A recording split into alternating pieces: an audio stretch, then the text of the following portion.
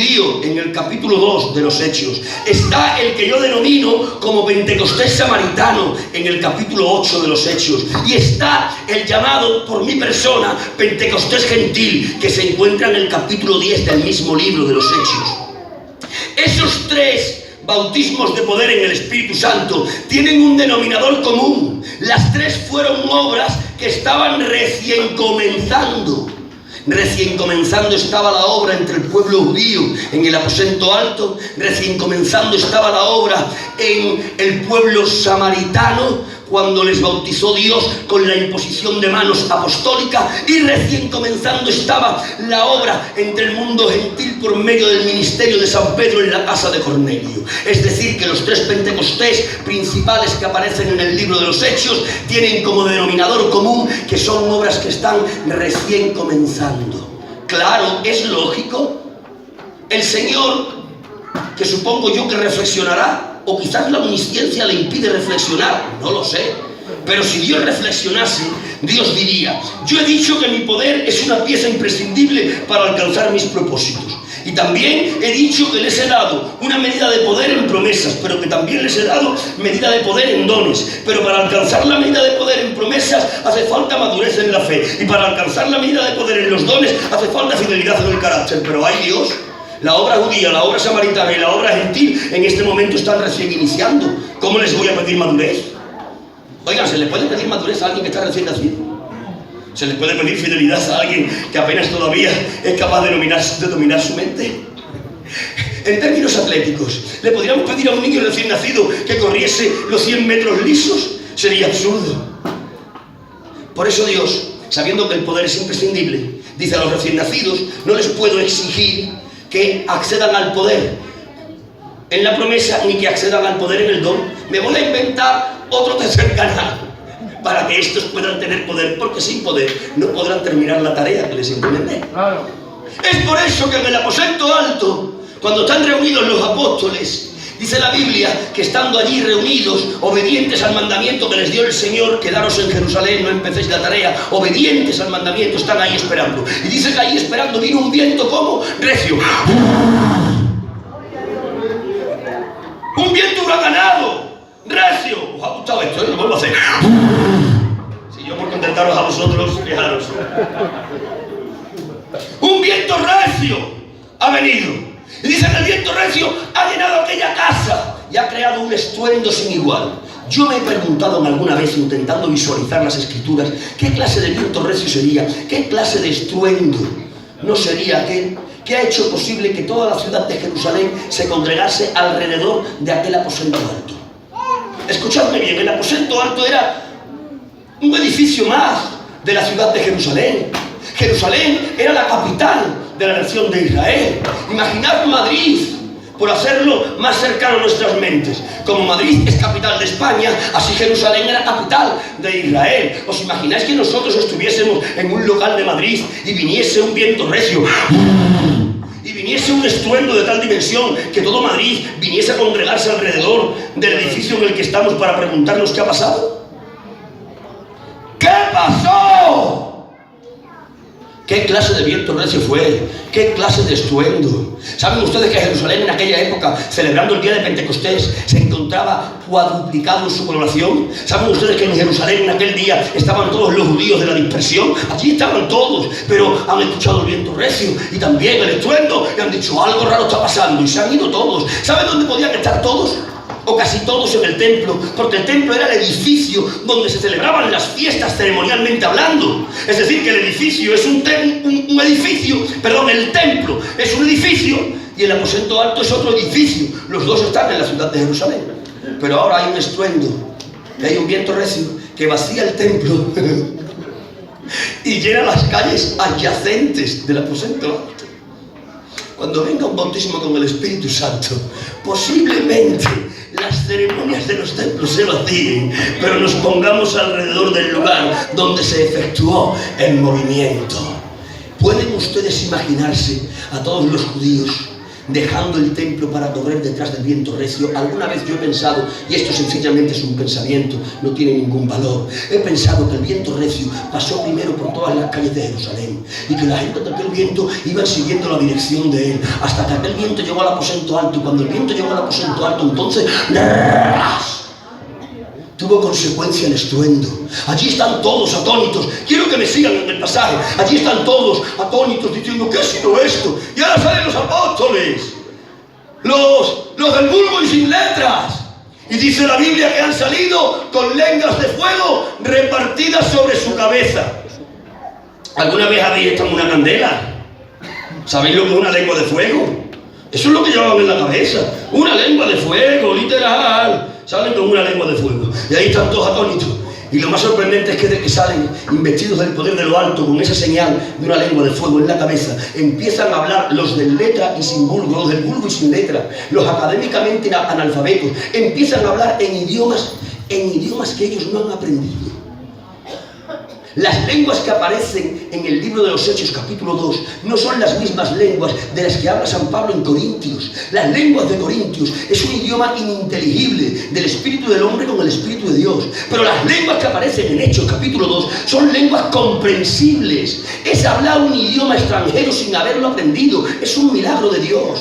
Por eso le dice la Biblia, y allí estaban los partos, los medas, los elamitas, hasta 16 nacionalidades se mencionan. Y decían los de las 16 nacionalidades que eran judíos de la dispersión, que habían nacido en esos países enumerados, pero que por sangre eran israelitas. Dicen, pero ¿cómo estos? Que académicamente son analfabetos pueden hablar de las maravillas de Dios en el idioma en el que nosotros hemos nacido. Era un milagro. Cuando un bautismo de poder viene, hay un milagro que lo constata. Cuando Dios te bautice en el poder con el Espíritu Santo, serás consciente tú y serán conscientes todos los que estén a tu alrededor.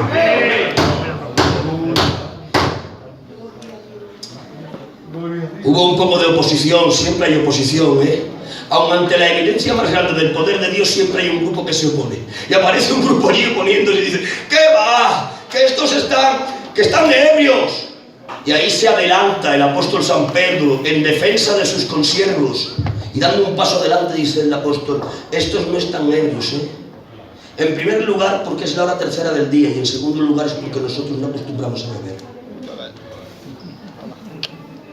Y para aclarar lo que está pasando aquí, dice el apóstol San Pedro, lo que está pasando aquí, lo que ustedes están viendo con sus ojos, es el cumplimiento de la profecía del profeta Joel. Y San Pedro empieza a interpretar la profecía de Joel. Joel había dicho muchos años atrás, en lo postrero de los tiempos derramaré de mi espíritu sobre toda carne. Y vuestros hijos, vuestras hijas, vuestros ancianos, vuestras ancianas, vuestros viejos, vuestras viejas, los esclavos y las esclavas. Joel había dicho que en los postreros de los tiempos Dios derramaría del Espíritu Santo sobre todo su pueblo sin distinción. ¿Saben dónde está la clave de la interpretación de la profecía de Joel a la que hace referencia San Pedro? La clave para interpretar bien esa profecía está en el todos. En lo postrero de los tiempos, Dios derramará de su Espíritu sobre toda carne. Ahí está la llave que interpreta ese texto. ¿Por qué? Porque lo que el apóstol está interpretando en relación a la profecía de Joel no es que haya un bautismo con el Espíritu Santo, sino que ese bautismo con el Espíritu Santo se ha derramado sobre todos aquellos que son pueblo de Dios sin distinción, sobre niños y sobre niñas, sobre viejos y sobre viejas, sobre hombres y sobre mujeres, sobre esclavos y sobre esclavas. ¿Por qué Joel dice que esto es tan sorprendente? Porque hasta ese momento del día de Pentecostés, el Espíritu Santo en poder tan solo se derramaba sobre la élite de la religión en Israel. Voy a decirles algo. El bautismo en poder con el Espíritu Santo no es una característica de la gracia. El bautismo en poder con el Espíritu Santo ya era una característica que se encontraba en las páginas del Antiguo Testamento y que se veía reiteradamente en el pueblo de Israel. La diferencia está en que el bautismo con el Espíritu Santo en el Antiguo Pacto tan solo se derramaba sobre la élite de la religión, tan solo sobre profetas, sobre reyes, sobre jueces y sobre sacerdotes. Sin embargo, ahora, en la época de la gracia, esa restricción a la élite queda rota porque el Espíritu se va a derramar sobre todos los que son parte del pueblo de Dios. ¿No han visto ustedes bautismos de poder en el Antiguo Testamento? Yo sé que sí. ¿Qué me dicen ustedes que fue lo que recibió Elías cuando dice que corría más que los caballos de acá? ¿Puede correr un hombre normal más que los caballos? Eso es literalmente imposible. Ni Ben Johnson dopado. No se puede. Pero la Biblia dice, y no puede ser contradecida, que Elías corrió más que los caballos del rey Acab. Pero hay un preliminar, hay un matiz. Dice, y la mano del Señor vino sobre mí. Eso fue un bautismo de poder. ¿Ustedes ven normal que un niño corra detrás de osos y de leones? ¿Es normal eso? Lo normal no será que los osos y los leones corran detrás de los niños, pero la Biblia dice que David, siendo un niño, corría detrás de los osos y de los leones. Pero hay un matiz antes de la carrera, y es que dice que el Espíritu del Señor venía sobre él. Díganme, ¿es normal que un hombre con una quijada de asno haga 3 montones de 1000 enemigos? No es normal, pero dice la Biblia que Sansón lo hizo. Solo hay un matiz previo a la pelea. Dice, y la mano del Señor vino sobre mí. Podría seguir enumerando bautismos de poder en el antiguo pacto, pero todos ellos están restringidos a profetas, a sacerdotes, a jueces y a reyes. No hay ni un bautismo de poder fuera de estos. Sin embargo, ahora, cuando se abren las puertas de la dispensación de la gracia, esa restricción queda rota y el bautismo de poder puede incluir a todo el pueblo del Señor, a hombres y a mujeres, a niños y a niñas, a viejos y a viejas, a esclavos y a esclavas. Estamos de enhorabuena. Dios no solo tiene bautismos de poder para los apóstoles, los profetas, los evangelistas, los pastores o los maestros. Dios tiene un bautismo de poder para todo el conjunto de la iglesia, que en este tiempo es su pueblo. Y los que se congratulen con Dios por eso, levanten sus manos, griten, ¡amén!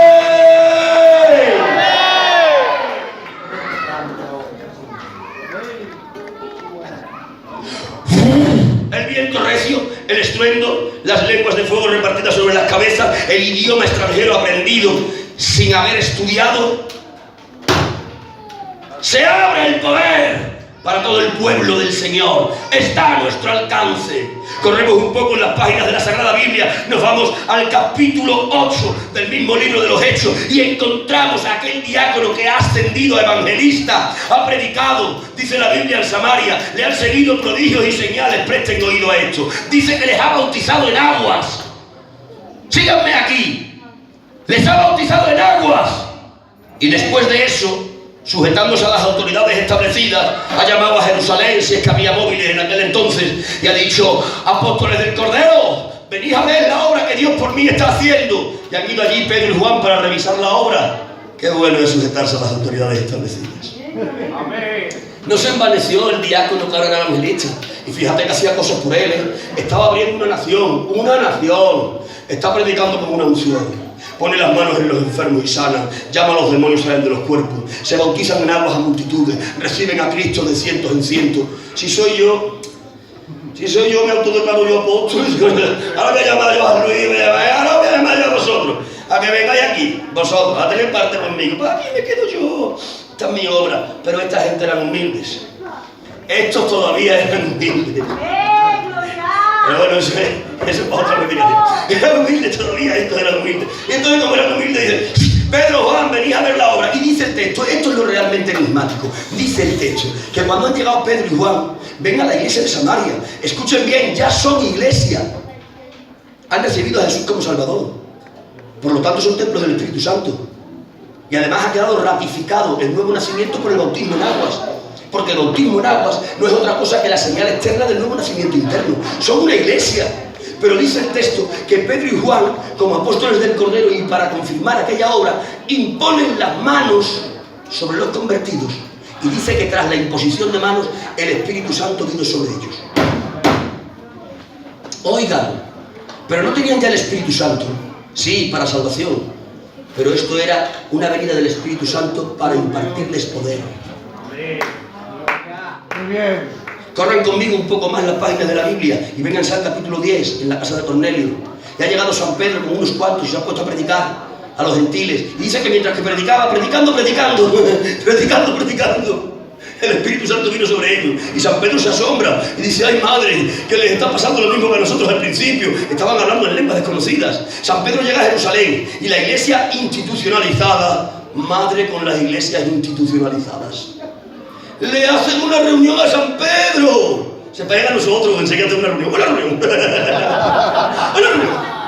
¿Y por qué has entrado? ¿Y por qué has entrado en casa de los gentiles? ¿Por qué? Y San Pedro, muy humilde que era, porque él también era humilde.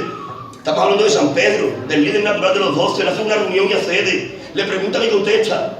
Si yo soy San Pedro, y digo, vosotros vais a venir a preguntarme a mí, pero ¿sabéis quién soy yo? Soy Pedro, que andé por las aguas. A mí me dijo Dios que me dio un escudo para yo fortalecer la fe de los que estaban débiles. A mí me voy a hacer una reunión con vosotros. Ahora hago una obra nueva.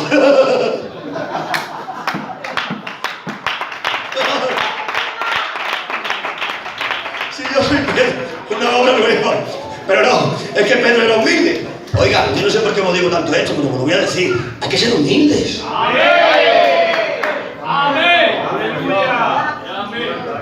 ¿Sabéis que nuestro pueblo tiene una característica mala? Luego tiene muchas buenas, pero la mala es que somos muy orgullosos. Claro. Mira, que me voy a dejar el mensaje a un lado, ahora vuelvo, pero voy a decir esto. Pero yo alguna vez me he preguntado, ¿y por qué somos tan orgullosos? Si no tenemos de qué enorgullecernos. ¿Sabéis por qué Dios no nos da más de lo que tenemos? Porque con lo poquito que tenemos somos orgullosos y nos da algo más. Pero cariño mío, me hablo para mí, venga, por no meterme con vosotros. Pero cuando hablo para mí, pues lo estoy diciendo para vosotros. Me miento yo.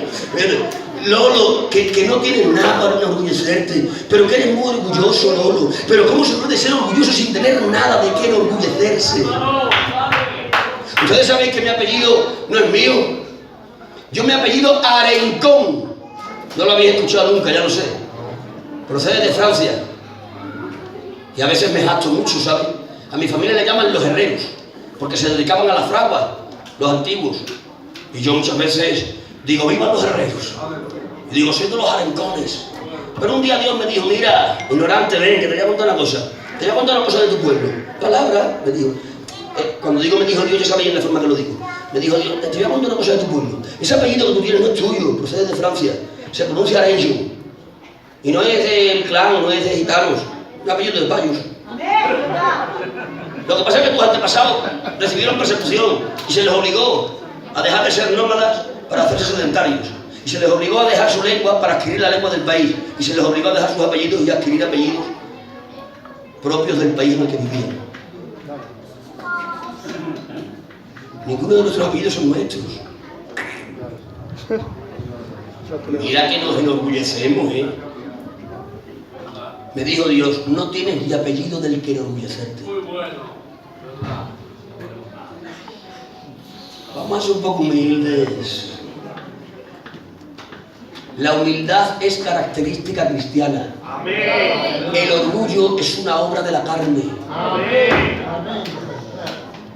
Dicho esto, cerramos el paréntesis y seguimos. Decía que Pedro era humilde y le hacen la reunión y le dicen, ¿por qué has entrado en casa de los gentiles? Y dice, espera, que me llevé estos conmigo porque yo sabía lo que me ibais a hacer. Y que digan esto, ¿qué pasó allí? Dice, pasó lo mismo que en el aposento alto, pasó lo mismo que en Samaria. El Espíritu Santo les bautizó en poder. Se dieron cuenta, les bautizó el Espíritu Santo en Jerusalén, les bautizó el Espíritu Santo en Samaria, les bautizó el Espíritu Santo en la casa de Cornelio. Les ha impartido Dios poder, dunamis, por el canal de poder con el bautismo del Espíritu Santo. ¿Por qué? Porque eran obras niñas. No se les podía pedir ni fidelidad en el carácter, ni tampoco se les podía pedir madurez en la fe. Por eso Dios les imparte ese poder. El bautismo con el Espíritu Santo es el canal de impartición de poder divino diseñado para las obras que comienzan. Pero también, y aquí es donde viene a predicaros, pero también para las obras que recomienzan. ¿Qué es un recomienzo en una obra? Un recomienzo en una obra es el paso siguiente a un profundo declive en esa misma obra. ¿Quieren que yo les cuente algo que no es verdad o quieren que les cuente la verdad? Porque la verdad es que estamos en un profundo declive. Miren, les voy a decir algo.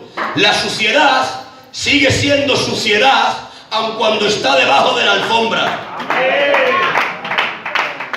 Entras en la casa y no la ves, pero está. Hemos aprendido a barrer la casa, pero no a levantar las alfombras. Estamos en un declive. En un declive de fe, en un declive de fidelidad, en un declive de consagración, en un declive de testimonio cristiano. Estamos en tal declive que nos cuesta distinguir a la iglesia del Señor entre nosotros. Hemos hecho guetos de nuestras iglesias, círculos cerrados. Tan solo estamos nosotros entre nosotros y en ocasiones matándonos. Decimos que abrimos iglesias. Es una medio verdad tan solo, porque no son iglesias que se abren a consecuencia del evangelismo, sino a consecuencia de nuestras diferencias y contrariedades.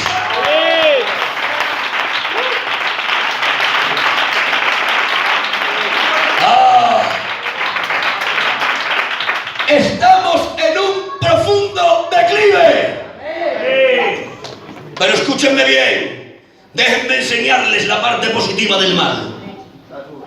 Aunque estamos en un declive, tengo que decirles hoy que esta es la situación propicia para un avivamiento. He dicho que el bautismo en poder con el Espíritu Santo es el tercer canal que Dios inventó para impartir poder. Y he dicho que este tercer canal es para las obras que comienzan o recomienzan. Cuando uno recomienza es porque primeramente tuvo un declive profundo. Nosotros estamos viviendo un declive profundo, por lo tanto, guardamos el perfil para aprovecharnos del canal de impartición de poder en un bautismo con el Espíritu Santo. Estamos en la condición propicia para experimentar lo que llamamos avivamiento. ¿Saben qué es un avivamiento? Un avivamiento es volver a incrementar el fuego de una llama que prácticamente se apagó. ¿Habéis pasado alguna vez una noche a la intemperie en el campo? Seguro que sí. Ha empezado la noche y cuando ha venido el frío hemos hecho una candela, nos hemos ido a buscar y hemos buscado maderas y hemos buscado cualquier forma de combustión y la hemos echado y hemos prendido el fuego y ahí estamos calentándonos, qué bien, mientras que estamos despiertos, nos contamos historias, los viejos cuentan sus hazañas, los más jóvenes escuchamos, qué bien estamos, nos calentamos, nos damos la vuelta otra vez, nos volvemos a calentar, pero va pasando la noche, van pasando las horas y las horas hacen mella en el cansancio y entonces uno a uno nos vamos echando a dormir. Y cuando todos estamos dormidos y ninguno alimenta el fuego grande empieza a crecer y lo que antes fue una llama acaba convirtiéndose en unas tristes ascuas porque estamos dormidos. Dice que él sembró buena semilla pero los siervos se durmieron y vino el enemigo y sembró cizaña. ¿Por qué sembró el enemigo cizaña? Porque los siervos estaban dormidos.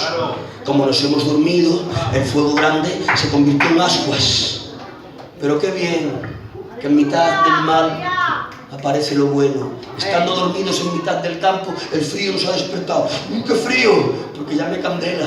Y entonces, como no hemos despertado la candela, hemos dicho, chacho, vamos por madera. Nos hemos ido por madera y le hemos empezado a achacar algunas ramas. Y después hemos hecho... y de la piquita de agua, y otra vez he hecho una candela. Cariños míos, nos hemos dormido. Nos hemos dormido en cuanto a la fe, nos hemos dormido en cuanto a la fidelidad, nos hemos dormido en cuanto a la consagración, nos hemos dormido en cuanto a la oración, nos hemos dormido en cuanto a la vigilia, nos hemos dormido en cuanto a los ayunos, nos hemos dormido en cuanto a la práctica de perdonar y de pedir perdón. ¡Nos hemos dormido! Y la llama grande se ha quedado en unas ascuas tristes. Pero quiera Dios si el frío de esta noche, corazones, quiera Dios si el frío de esta noche nos despierte. Amén. Que el frío nos despierte. Que me despierte el frío de mi miseria. Que mi miseria del Señor me despierte. Que pueda sentir el frío en el que he hecho en falta el manto de mi Señor. Y que ese frío me despierte y me lleve a buscar maderas para poner en este fuego.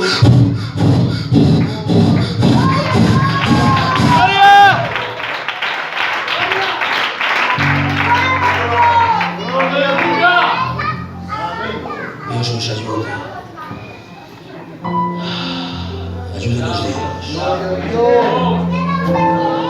escuchadme bien, para entrar a reencender ese fuego que se apagó, necesitaremos creerle a Dios en esta doctrina que les estoy predicando. Necesitaremos pedir a Dios este bautismo en el Espíritu Santo, y no pedirlo de cualquier manera, sino pedirlo con insistencia. Saben que hay muchos que ya no creen en esta doctrina, en nuestra misión.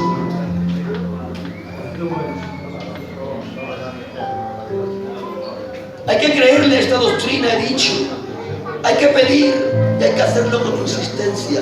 Pero saben que hay muchos que han dejado de creer en el bautismo en poder con el Espíritu Santo. ¿Saben por qué hemos dejado de creer en el bautismo con el Espíritu Santo como doctrina de la gracia? Porque en nuestras manos han caído mucha literatura bautista. Los bautistas son mis hermanos en el Señor. Voy a compartir con ellos el cielo. Yo he predicado en sus púlpitos, pero ellos no creen en el bautismo con el Espíritu Santo. De hecho, no creen en ninguna manifestación de poder. Piensan que todo terminó cuando se cerró el canon. Y hemos leído mucha literatura de esa índole. Y la lectura nos ha hecho olvidar nuestros orígenes. Pero yo les invito a que miren hacia atrás.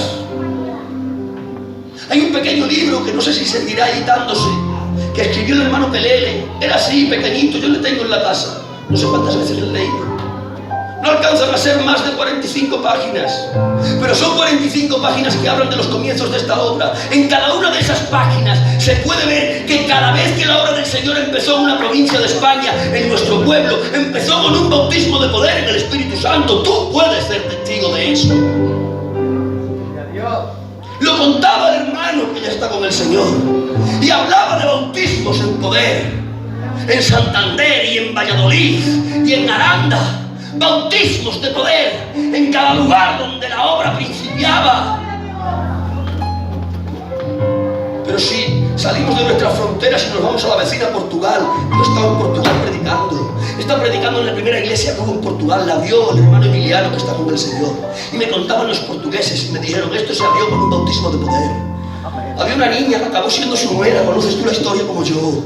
Y aquella niña estaba enfermita, desahuciada de los médicos, tenía toda la clase de enfermedades, no quiero cansarles, pero el apóstol Emiliano oró por ella y vino un bautismo de poder y la sanó. Y esa fue la chispa que encendió un fuego en toda la nación. Yo digo, empecemos a mirar hacia atrás, recuperemos nuestras señas de identidad, creámosle a esta doctrina del Señor, y de que creas en ella empieza a pedir. Dicen los patrones de la oración efectiva, los patrones de la oración efectiva en la boca de Jesús dicen: el que pide, recibe, y el que busca, halla, y el que llama, se le abre. Por lo tanto, pidemos, buscamos, llamamos.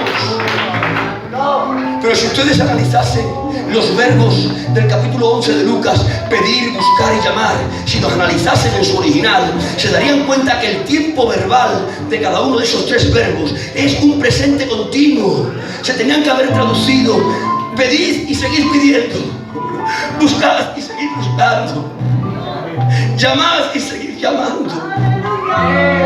Hay que creer a la doctrina, hay que pedir y hay que hacerlo con insistencias. Me he propuesto morirme pidiendo, me he propuesto morirme llamando, me he propuesto morir buscando, me he propuesto tomar el espíritu de Jacob. Allí, en el encuentro con el ángel, está angustiado y se tira de rodillas y empieza una lucha espiritual con el ángel. Y ha pasado 1 hora y 2 horas y 4 horas y 6 horas y 8 horas y viene el amanecer y el ángel le dice: déjame. Y le dice: no te puedo dejar. Déjame, hombre, que no te dejo. Que me dejes. Dice: que no te dejo. Que me dejes, que no te voy a dejar. Se ha aferrado a él. El ángel le ha tocado el encaje del muslo. Se lo ha quebrantado, le han dicho, le ha quebrantado. Pero así todo agarrado al ángel. Dice: que me dejes. Dice: que no te dejo. No te dejo, no te voy a soltar. O me bendices o me matas, me da igual. Ya no valen medias tintas. No quiero colores intermedios o blanco o negro. Estoy dispuesto a decirle al Señor: o me bendices o me matas, pero no me desarraigo de ti. O me bendices o me matas, pero no te suelto. O me bendices o me matas, pero no te suelto. Créele pídelo, hazlo con insistencia. Necesitamos el poder.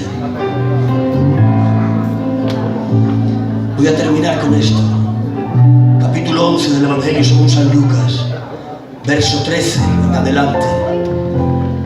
El Señor Jesús está enseñando acerca del bautismo en poder, obtenido a través de la oración persistente, y enseñando acerca de esto.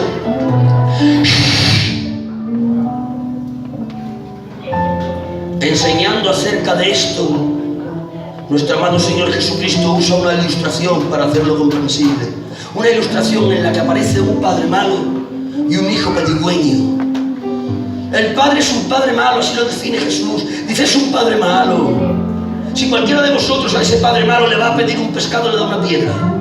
Y si le va a pedir un trozo de pan, le da una serpiente. Es un padre malo, porque le nace la maldad. Dice, pero ha llegado allí un hijo suyo, pedigüeño. Y el hijo pedigüeño le ha dicho, padre malo, dame pan. Y el padre malo le ha dado pan. Y el hijo pedigüeño ha vuelto otra vez y le ha dicho, padre malo, dame pescado. Y el padre malo le ha dado pescado. ¿Cómo el padre malo ha hecho algo bueno? Porque ese no es un extraño en su hijo. Hay relación de naturalezas. Dice Jesús culminando la ilustración, si el padre malo le dio buenas dávidas al hijo pedigüeño, ¿cuánto más mi Padre que es bueno no dará el Espíritu Santo a aquellos que se lo piden? El que pide ahí el Espíritu Santo ya es hijo, con lo cual no pide el Espíritu para el nuevo nacimiento, está pidiendo el Espíritu para recepción de poder. ¿Cuántos quieren acercarse al Padre bueno en el nombre de Jesús a pedir la impartición de poder? Pónganse por favor en pie ahora.